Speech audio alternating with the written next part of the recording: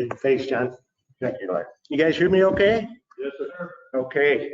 And again, thanks for being here, and thanks MD Expo for another outstanding program and opportunity as you guys survived this past year. Many organizations are not even letting their people out to things like this. So it's just really, really good that we're able to finally hook up again and get some face time together.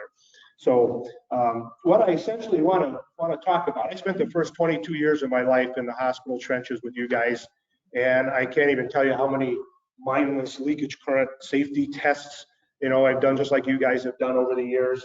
And what I want to kind of go from with all of this, and I need you to kind of try to suspend, if you can, and try to decouple safety, electrical safety, from measuring leakage currents. From the last 50 years, these have become almost inextricably tightly bound as one unifying concept. I want to try to, almost at the risk of some blasphemy, by the time we get done here, maybe realize that we've put way too much emphasis on some of this over the years, and how we can really save a lot of time without compromising safety in any potential way, shape, or form. So we're going to take on the sacred cow, basically. Okay? And how we need to do that is that we have to review some fundamental AC circuit concepts. Some of this stuff might go way back in your education. Some of it might even trigger some post-traumatic stress response. When you hear some of these old terms like, oh God, don't bring that crap, I can't stand it. We have to review some of that in order to set the foundation and for some of this stuff to make sense. That gives rise to another quick review of how electrical power is distributed through our environments. And again, some of this stuff is going to be no-brainer stuff for you guys. You've got it down. And if you start to go, yeah, I got it, you can just kind of bear with me until we slide through some of that fundamental stuff, some of the basic physiological effects, and then how we got so screwed up basically in the early 70s when this thing got started in a little bit more deeper way. And then we're also going to look at some of the real aspects of what we're actually measuring and what potential safety stuff there might be, if anything at all. Okay? So we got to, again, get through some of the foundation stuff, and this all starts off with Microfaraday, and you may have remembered some of this stuff way back, but it's the foundation and the origin of how we get sinusoidal AC voltages and currents in our environment. And we came up with this incredibly simple, elegant relationship that if we have a coil of wire, and we spin it around in the magnetic field, that's what P is here, a changing magnetic field, we can generate a voltage at the terminals of that coil. And all this DPT tells us is that as long as we have relative motion of a coil in a stationary magnet, or a stationary coil in a rotating magnet, we can generate voltage at those terminals. And just like we kind of see this is what's going on at the power plant, and we induce a voltage in the coil, which creates a current, obviously, as well. And that current, the voltage is changing polarity with time, and that's where we get this sinusoidal AC signal. And there's a whole lot of extra math that she has associated with it, but it's the frequency at which that coil effectively is turning in the magnetic field that sets up that waveform and describes what we call the period or cycle of that signal. Okay? And that's all related to how fast the generators are moving at power plants. And within the US, that speed of those generators is very tightly controlled at 3,600 RPMs, or 60 revolutions per second, which gives rise to our power line frequency being at 60 hertz. Radians, if you recall, is just a measure of rotation. It's about 57.3 degrees in a circle. So we don't use this stuff in real life, but we do pay attention to frequency. And that's where our clocks are set off of things like that. Okay? So that generator determines the frequency. Also, the period is simply the reciprocal of that frequency. And 1/60 hertz is about 16.6 milliseconds. All of this ultimately is going to get us to where we're wanting to go. So this is all just little foundation stuff that we have to kind of get through. Okay? If you remember the old days, I don't even know if we teach this stuff anymore. Do you guys Use oscilloscopes? Anyone? Okay, good. But anyway, you know, the oscilloscope is an incredibly powerful diagnostic tool. And from an instrument like that, look at measure the amplitude of signals as well as their frequency, just depending on how we set the knobs on the scope. And we can change the magnitude of the vertical sensitivity, magnitude of horizontal sensitivity. And in that regard, we can measure magnitude and frequency of our signals. Okay? And if we did that, this is what we did at measuring. Of course, this is the kind of stuff that just kind of drives us nuts because we don't go around talking about our voltages being sine omega t's. We don't use that in the real world. Mathematically, that's how we describe these signals. And all this basically tells us, which I don't remember ever having to do it, of being even concerned about what the instantaneous voltage was at any point in the sine. Generally wouldn't worry about that. Fortunately, all of this craziness, we have a shorthand way of dealing with those signals. And that shorthand measurement is referred to as the RMS value of our AC signals, which means square value. And it makes it a whole lot easier. This is what we use, obviously, in real life. Our AC multimeters display voltages, AC voltages in RMS values. And sometimes it's also referred to as the effective value, if you remember, somewhere way back in the bowels, but it's basically the RMS value of an AC signal produces the same heating effect, in this case a water bath, as an equivalent value of DC. In other words, 120 volts of pure DC sent to a heater element in a tank of water would produce the same heating effect as 120 volts RMS of AC. So in other words, the water bath, the temperature would not know the difference. It would change by the same amount of temperature, and that's why we use AC, because it describes the effective value of DC. Okay? So you can think of RMS value as a DC value. In fact, in your meters, your instruments, we have integrated circuit chips that are RMS converters. So you can put any kind of alternating signal into the chip, and output will be a DC equivalent of that input voltage. When we're measuring our leakage current, that's what we're measuring. So in the safety analyzers, I don't know how we got that term, that's what we call them, safety analyzers. It displays and measures the RMS microamperes. All right, and so mathematically, this is what our nominal 120 volts at the wall outlet would be described as. Nominal simply means it fluctuates from 120, could be 115, 110, 125. It wiggles around. Nominally, 120 RMS would be described as here. So this 170 is the peak value of that signal. 377 is the frequency in radians per second. So 377 divided by 2 pi is 60 hertz. So this form of an expression tells us the complete, gives us everything we need to know about describing that signal. The RMS value that we get off the meter simply tells us the magnitude. Okay?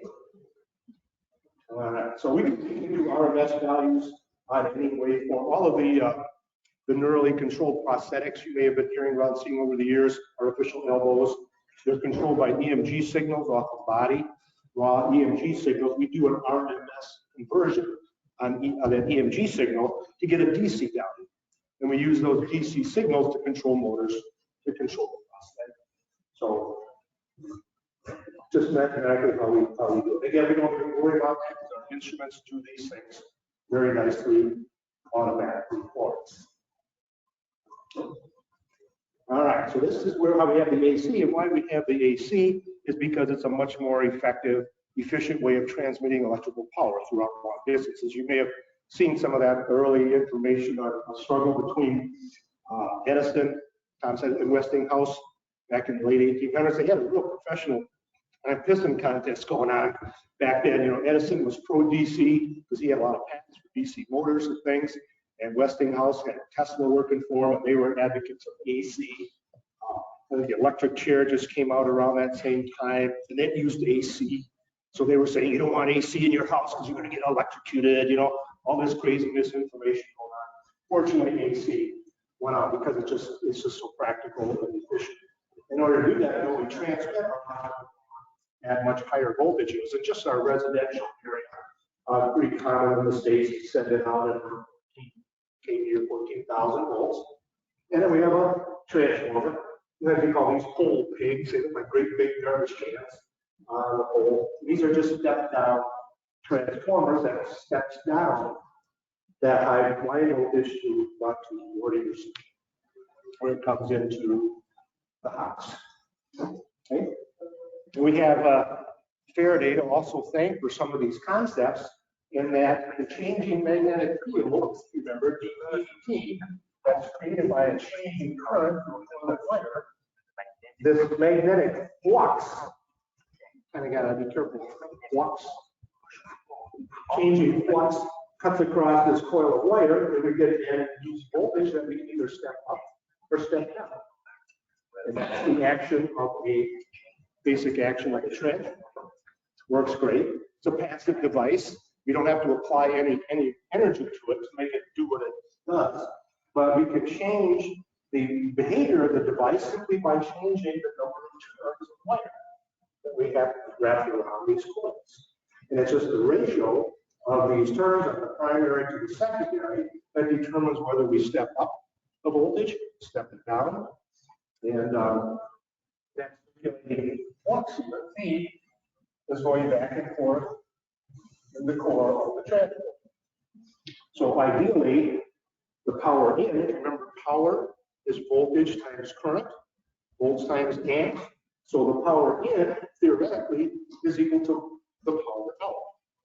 In theory, it's never really 100% efficient because we get losses in the transformer. There's power losses, wiring, there's eddy currents. Remember that term?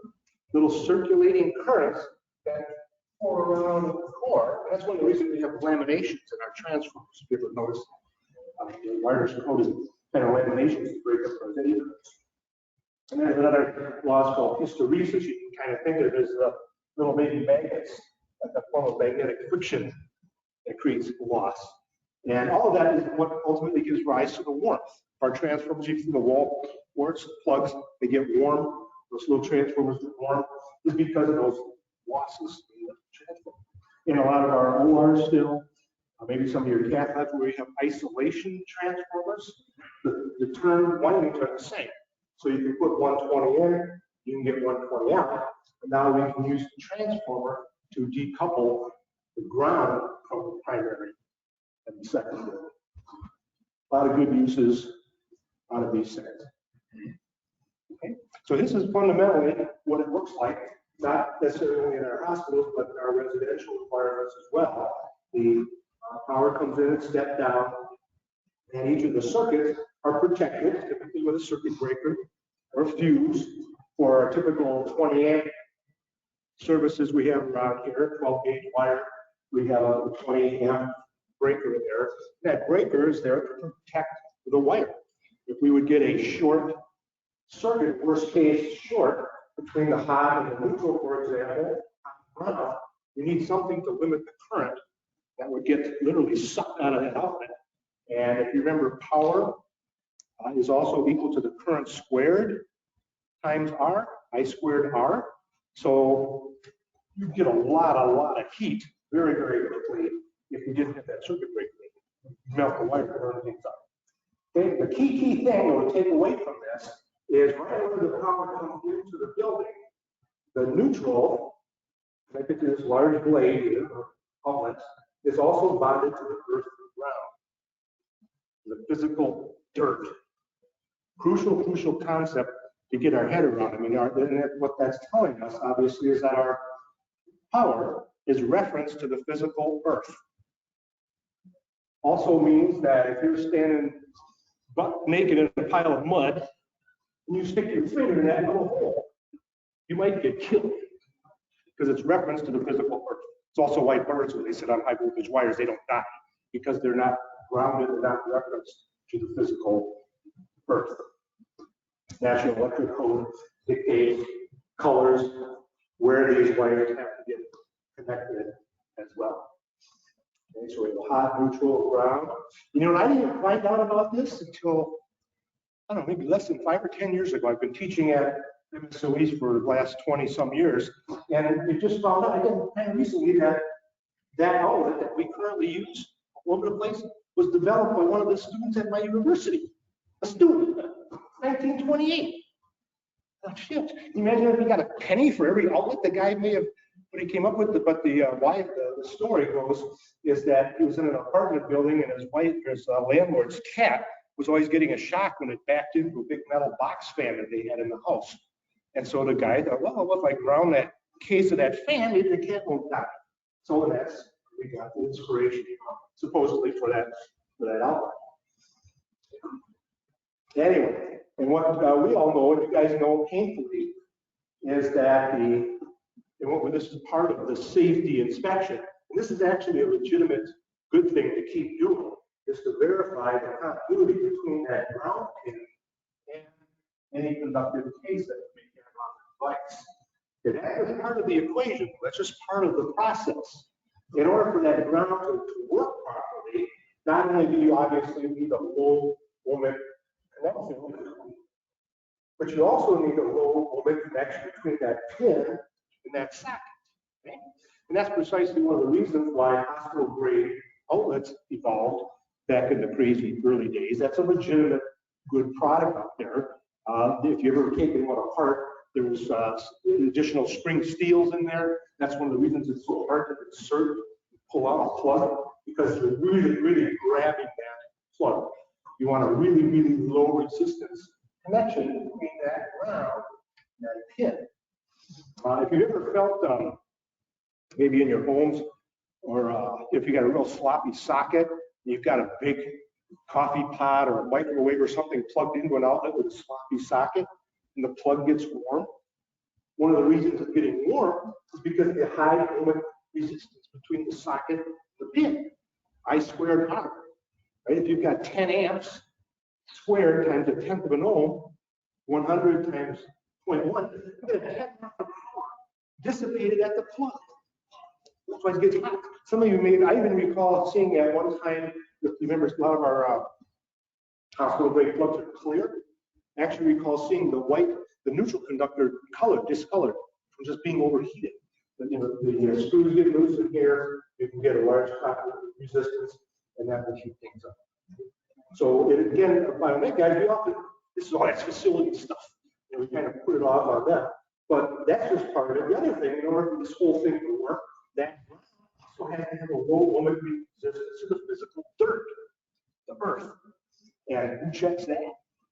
You know, you need some specialized equipment to do that. But literally, even in our homes outside, when the power comes into the building, there are typically 1 or 2 big long copper type rods that are driven physically into the dirt and bonded ground wire. But if you're in an environment with shifting water tables or who knows what's going on, we don't really know how intact that entire pathway really is. So you don't want to cut the ground. None of you guys did that, right? But your dads probably did. Yeah, no, we don't need that. It doesn't fit in it. So we don't want to cut that out. There's obviously reasons for that being. A couple other quick things we got to kind of review with you. Heard these guys too somewhere along the way. Boy George and Kirchhoff, real fundamental founding concepts. Ohms Law, classic. Again, incredibly, you know, again, I don't know how these old guys came up with this stuff. You know, back how they just come up with this relationships and it just now is forever. And the other thing I always like about these fundamental concepts, unlike software engineering, computer engineering, where you got Java, C++, Python, that stuff is mutating like every 6 months. This stuff doesn't go anywhere. It's in stone. So like once you learn it, you don't have to worry about it changing on you in 6 months. But just the basic relationship describes the relationship between current, voltage, resistance, and certain electric circuit. Very, very basic, very linear circuit. It's called a law because it's not up for debate. You get the same behavior every time you do a similar experiment. In our AC world, however, we typically deal with the AC. The Ohms Law also works in AC, exactly the same way, except now instead of R, we typically use Z to describe the define what we call impedances. Still measured in ohms, it's still in opposition to the flow of AC currents, voltages, and it can take on basically one of three variations. It can be a pure resistance. Z here can be a pure resistance. It can be a resistor, capacitor, we'll see, or resistor and inductor. And all of that ultimately, again, it's leading up to where we're trying to go with all of this here. Okay? Another way of kind of thinking about it, you kind of think of loosely as impedance as a frequency-dependent resistor. As the frequency changes, the impedance, Z, can change. It can go up or down depending on the frequency of the devices. So that the capacitors and inductors are also passive devices. They just do what they do by their sheer physical design. So they can be purely resistive. And this is exactly what we have with our incandescent lights, coffee pots, baseboard heaters, water heaters. It's just a big resistive heating element in there. Okay? And Ohm's law applies. Current V over R or Z. And the key thing in a circuit like this, the current and the voltage are in phase. So they pass through zero at the same time, they hit their peak at the same time, they hit minimum at the same time. They just simply ride along together nicely in phase. Some of this coming back to you, kind of? Nobody goes way back to like that, does it? Like, oh, that's like 50 years ago I had that stuff. But it's hasn't gone away. The key thing, the difference is when we're dealing with inductive flow, it's not talking about motors, solenoid valves, loudspeakers, anything that has inductance in it. We can simplify it, and equivalently, we can convert all of that stuff into a simple series RL circuit. And in a circuit like that, that is predominantly inductive, has some inductive components in it, the current lags the voltage. So because the current cannot be made to change instantaneously, an inductor won't allow that to happen. So the inductor lags the voltage. So we got a voltage starting at 0 here. The voltage is at peak here before the current even gets started. So the current is always behind the voltage in that neighborhood. And we can actually look at this stuff on an oscilloscope, which is what we'll see here in a bit. The key aspect with some of this leakage current stuff, and really the origin, we'll see in a bit here, of where these leakage currents come from, comes from the concept of capacitance. You remember capacitors, the property of capacitance, it exists anytime we simply have two conductors separated by an insulator. It doesn't have to be a physical capacitor, an actual device, but anytime we have two wires separated by an insulator. Piece of line cord, zip cord, there's capacitance in that associated with that. Two conductors separated by an insulator. The insulator is a dielectric. And fundamental property of a capacitor is it poses rapid changes in voltages. It also stores charge as well. A key concept associated with capacitors, if you remember the concept of capacitive reactance, you can think of it as the resistance or the impedance associated with a capacitor. And it's just that the magnitude of that is equal to simply the reciprocal of 1 over 2 pi times the frequency times the capacity. And what that all fundamentally means for this sake here is that as the frequency goes up, the capacitive reactance coupling, if you will, goes down with frequency. You guys ever worked on any called Hypercaterers or the electrosurgical units used for like dermatology or dentists, and you don't have a ground pad on any of them? Remember? One of the reasons you don't have the ground pad is they're low power devices for one, but just the patient sitting in a conductive grounded chair, there's enough capacitance between our body to the grounding of the machine that we have a return path virtually through this capacity inverse proportion to frequency. It's still measured in ohms as well. And here's where the bulk of our leakage current comes from. There can be, but there doesn't have to be, physical capacitors between the hot side of the line and a conductive case. If we have a conductive case on the device, the sheer proximity of the conductor to a metal case, there's capacitance. Capacitance has ohms associated. Ohms law will dictate I is V over Z over the ohms. So we can get a current that will flow from the hot side of the line to a case, even though there's no physical capacitors, but just the sheer proximity of conductors can do. I don't know if some of you guys remember old line cords. I don't know. I can't imagine they're still even used. Dale, I think, was the manufacturer. The big blue line cords, real fat others, are probably half an inch or more in diameter. You see my electrosurgical units or other devices, great big fat line cords. They were thicker because what they actually had inside of it were polypropylene insulators between the conductors, the spiral, and that kept a larger physical distance between the conductors. So this cable was being offered as a low leakage line cord cable.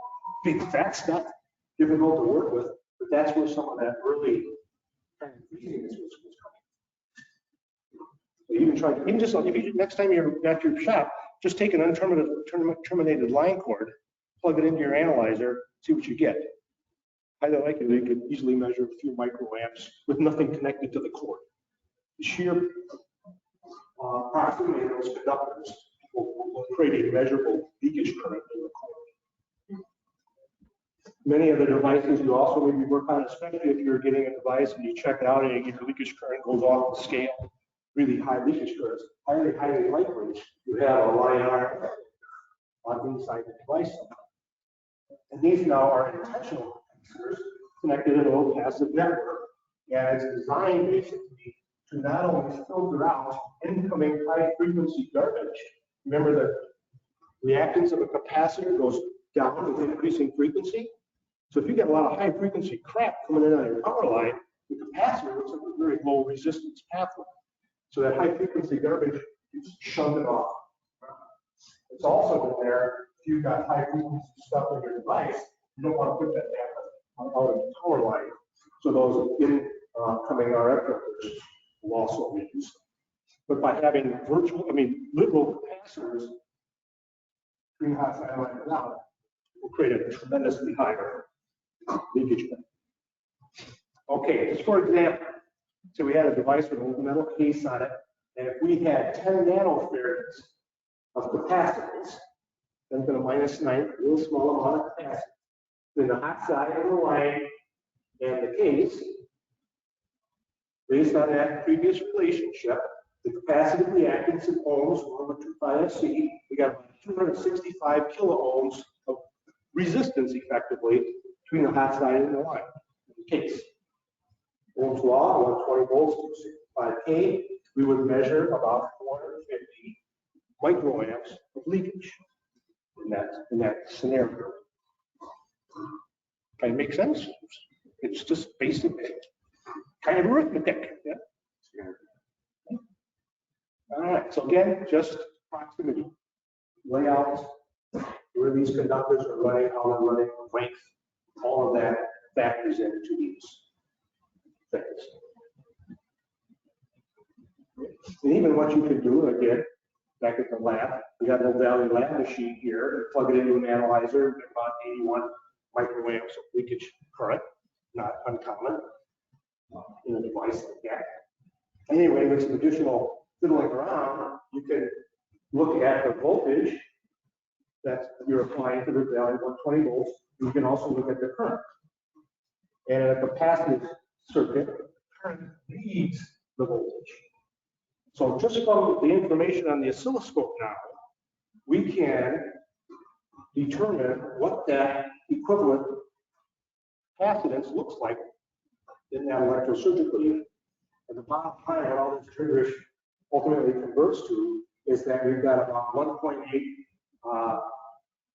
nanofarads of capacitance in series with about 155 k ohm resistance. The bottom line is your analyzer, safety analyzer. That's what they see. The equivalence of a series RC circuit passing through the analyzer, and inside the analyzer we have a standard ADANSI test load, so 1K Pete's corrected load at 60 hertz for all practical purposes. Looks like a 1K resistor. Okay, so we can measure our voltage across that resistor. We measure that AC voltage in millivolts divided by 1K gives you a current, leakage current, and amps. That's what the analyzer you've essentially seen. So this, you can think of this as essentially a form of coupling, if you will, between the hot side of the line and the case. If we had the equivalent components connected to the hot side of the case, the analyzer would measure about 82 microvolts. And this is what we do inside the analyzer, measure across that load. Essentially, that load is inserted in series with the ground. So we would also refer to that the ungrounded leakage current. Okay? Kind of okay in that a little bit? All right. The next piece we need to kind of appreciate is the physiological effects of AC on the body. And fundamentally, just like in our physical circuits, need to be part of an electrical circuit in order to get any kind of shock. Physiological effects are currents, not voltages. This is why static charges, they can be in the thousands, tens of thousands of volts.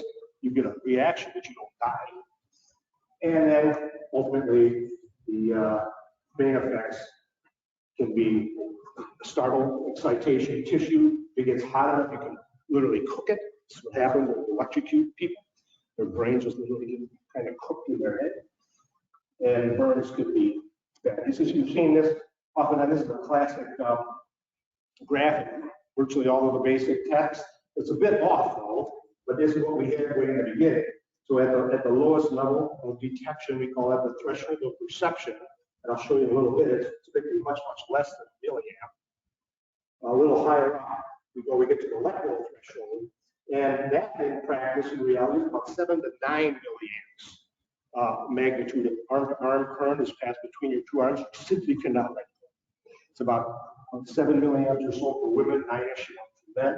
And that's why our ground fault circuit interrupters are set to trip at about 5. We want those things to trip before we experience that electrical threshold. Okay. A number of years ago, I made up a device that was trying to talk leakage current to students. It's like, well, how far is Pluto? Or where's the nearest black hole? You know, they had no concept of microamp. So I made this little device and said, okay, we're going to feel it. In fact, at one of the meetings a long time ago, I brought this device, and it's a little simulator. I just tell students, put your 2 fingers on there and turn that knob up until you feel a tingle. First reaction is, hey, oh, well, I ain't doing that. Are you nuts? Put your finger on there, and I want them to feel it. You just turn the knob up until you feel the tingle. Actually feels kind of cool. Some people get off on it, like, ooh, yeah. But anyway, you feel a little tingle. And why you feel the tingle physiologically is that we have reached a state of threshold on the nerves, neurons, receptors in the fingers. And once that threshold is exceeded, the nerve fires. Creates what we call an action potential. Peaks out at about 20, 30 millivolts. It's almost like kind of like a cellular orgasm. You know, it just happens. And once it fires, you can't do nothing again for a while. But that's how the body responds to stimuli, is through the firing of those action potentials, and only if the threshold is exceeded. And we have these receptors strung up on the body. So cones, rod cells in our retina, same thing. If you get a little bit of light coming in, hit the action potential, we get an output. Temperature, forces, all those kinds of parameters we can measure, essentially detect by our body. You can almost think of these receptors as kind of forms of transducers. They convert one form of energy into another. And the way that our body encodes and decodes intensity is through frequency. So if you just kind of lightly stepped on a pebble, the brain's going, oh, that's not too bad. You know, as opposed to a big piece of glass and a razor blade, it's like, holy Christ, it hurts. The neurons are just ripping off. The brain interprets intensity by frequency, because these amplitudes are fixed.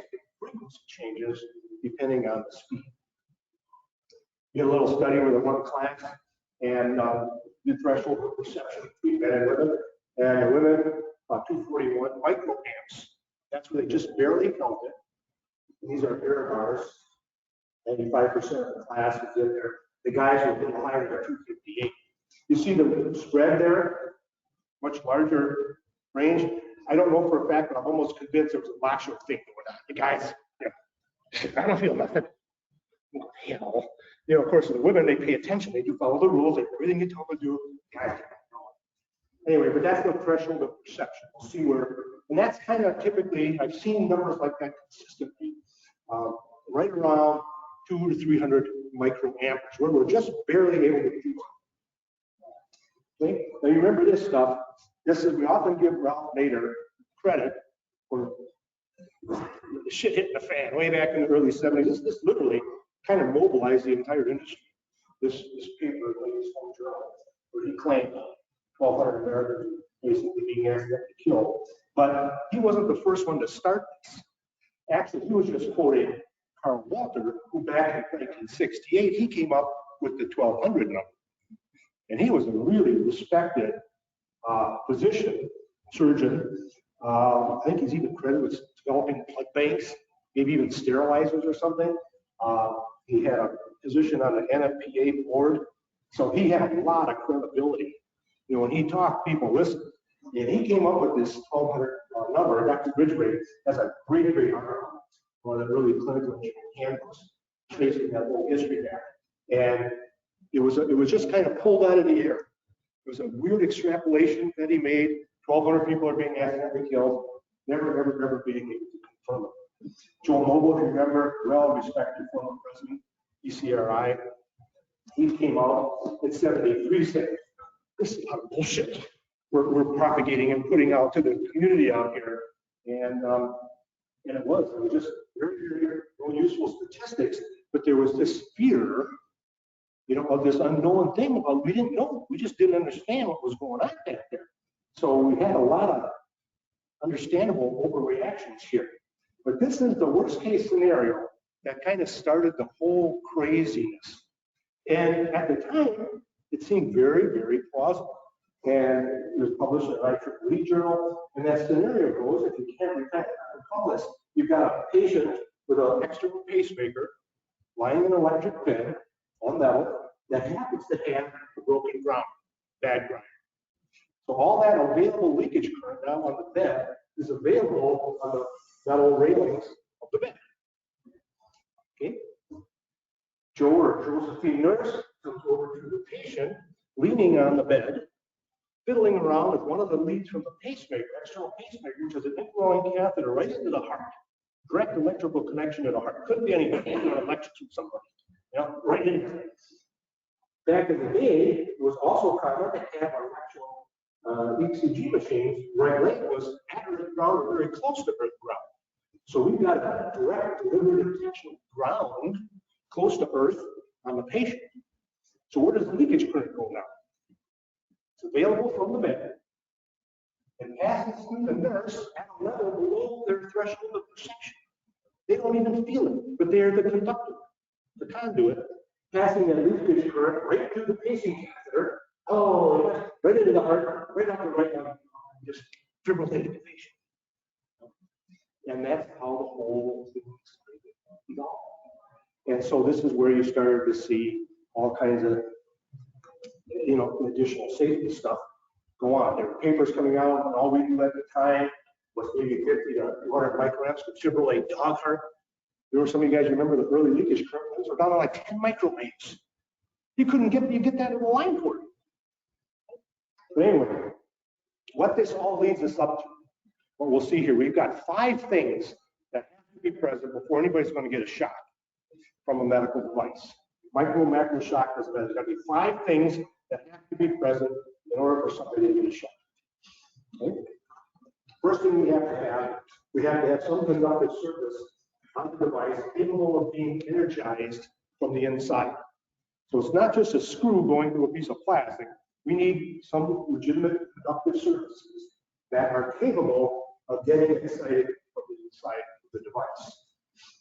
And where we're at now, we still have devices, obviously, with metal cases on them for necessity, but we've got a lot of devices that don't. No conductive surfaces for this basic purposes on a lot of our technology. So that's one thing. The other thing we have to have, you recall, we have to have sufficient coupling between the hot side of the line to that conductor case. That's the pathway. We need some pathway, conductive pathway. It could be a virtual, physical capacitance, RC, whatever it is. We need some conductive pathway in order for that to exist. Okay. And again, the magnitude of that leakage current is directly related to that pathway. We've got a lot of isolation between the hot side of the line in case leakage current is going to be very, very low to non-existent. Okay. The third thing we need is a defective ground wire. Because one of the reasons, there's only two reasons we have the ground wire. One of them is to, in the case of a worst case line to case fault, we want to blow that breaker. We don't want 120 volts being on the case of the toaster if something internal shorts or gets close to making contact. We want to blow the circuit breaker, disconnect the power. First reason. Second reason, we want to drain away, provide a low impedance pathways for any of those leakage currents that happen. So we have to have a defective ground. Remember that ground could be defective anywhere along the pathway, from the machine to the outlet to the outlet. So verifying that continuity, where I'm going to leave you with ultimately, is that is more important than measuring leakage. That's still a very legitimate thing to want to do, verifying that happens. Okay, and why that is, if you remember from Kirchhoff's current law, remember that? Some of the currents in equals to some of the currents out. And that tells us we can get what the current would be in any resistor, two resistor or more network. And why that's significant in this case is if we have a low resistance ground path, say and a much higher 1,000%. If we've got 500 available microamps to split between the two, most of it is going to take the path of the least resistance, thereby protecting the patient. So that ground, if that's intact, you don't care what the leakage current could be. You get half an amp, I'll get you. It won't matter. It's going to be drained off the ground. Fourth thing we need is we need a relatively low impedance contact between our person or patient, between the case, conductive case. And then lastly, we also need another exit pathway, another low impedance connection to the physical earth. Got to have all five of those before we're going to shock anybody. All five. These are what we consider independent events. In worst case, for instance, cadaver studies show that even if you had a current going from arm to leg, only about 10% of it. Not that we want to try to do that, but there's additional physiological, anatomical, protective things. There's a lot of shunting, in other words, going on within the body, that not all of that current is going to go through the heart unless there was an indwelling catheter. Okay, so what this comes down to practically, you remember your digital logic, 2 and or more circuits? You know some of that? This is a digital logic circuit, 5 input and gate. So each input has to be high in order for your output to be high.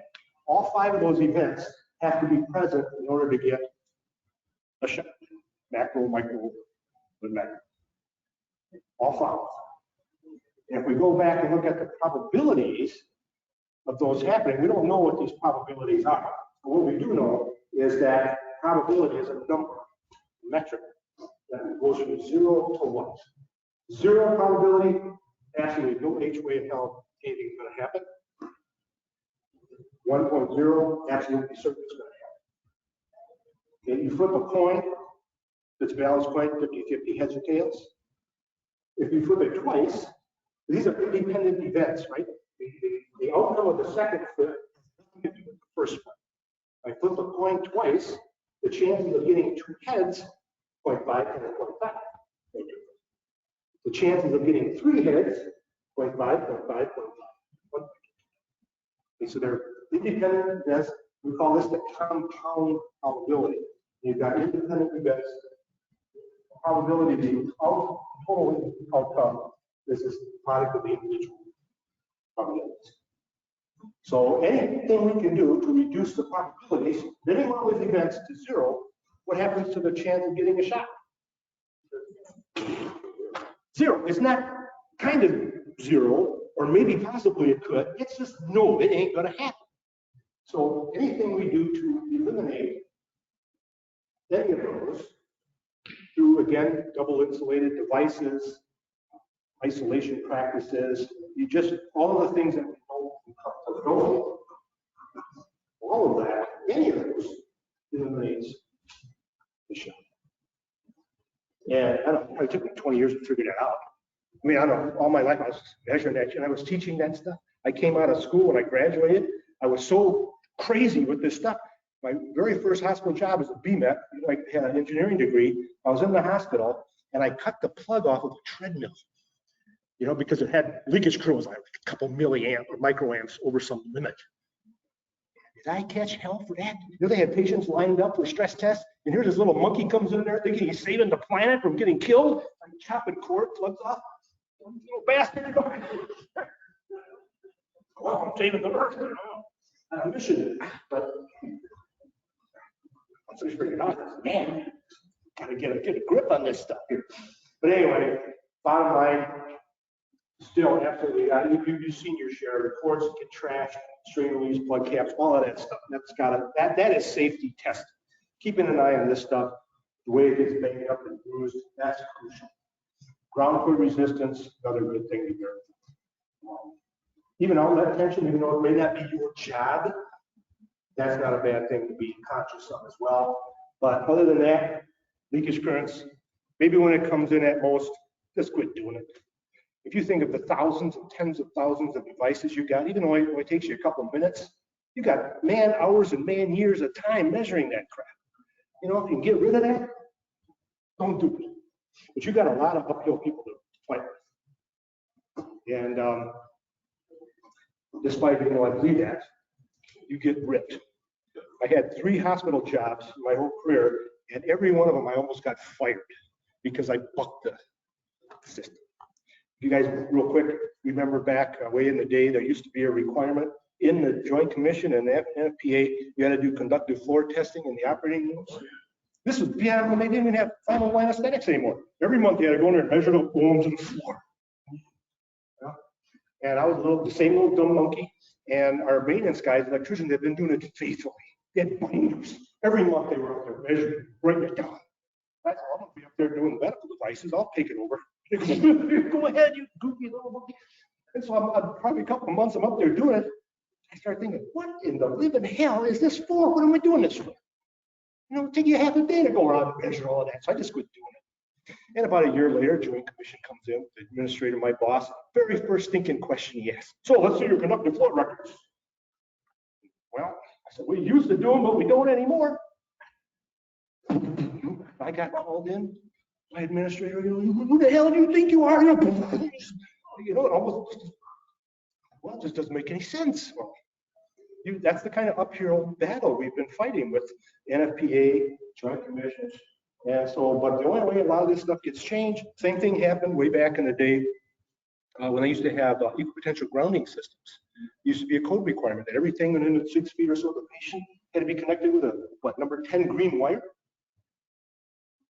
The nurses are tripping over everything. And I thought, what's the greater hazard here? I'm going to kill somebody or break somebody's neck. So it's that kind of stuff that as a profession, we have an obligation to deal with this stuff. When you see the stupid, mindless stuff out there, we're the experts. But you're like George Mills. You remember, you heard of George from the Joint Commission? He had our backs over the years. And man, he was out there fighting for us. He was really a strong advocate for HTM and our biomed community, trying to go up against CMS and everything, and kind of smashed him around too. So, but hopefully this stuff made a little bit of sense, kind of a little refresher on what you can do, can't do, and if you're still being forced to, how many of you guys are you guys still routinely doing leakage currents for the most part? Everybody? Some are, some aren't. It's just a legacy. You know, it's like trying to say, well, I'm going to come up with a new keyboard. No, you ain't. You know, it doesn't matter because we got 50 years of history of doing this stuff and trying to turn this thing around is like that big freighter in the Suez. You know, I mean, the inertia is just like, it's going to take me a while. So, all right, so I appreciate you guys coming and hope you have a good rest of the conference and we'll keep it going, all right? Thanks.